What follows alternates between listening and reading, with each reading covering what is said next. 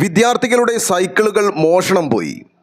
Aluva bypass റോഡിനോട് ചേർന്ന് ഉളിയന്നൂർ ഭാഗത്ത് വിദ്യാർത്ഥികൾ കൊണ്ടുവന്ന് വെക്കുന്ന സൈക്കിളുകളാണ് കഴിഞ്ഞ ദിവസം മോഷണം പോയത്.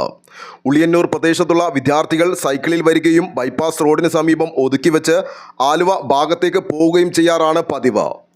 ഇന്നലെ മാത്രം ഇവിടെ നിന്നും 4 സൈക്കിളുകളാണ് മോഷണം പോയത്. CCTV ദൃശ്യങ്ങൾ ലഭിച്ചിട്ടുണ്ട്. ആലുവ മേഖലയിൽ മോഷണങ്ങൾ വ്യാപകമാകുന്നുവെന്ന പരാതിയും ലഭിച്ചിട്ടുണ്ട്.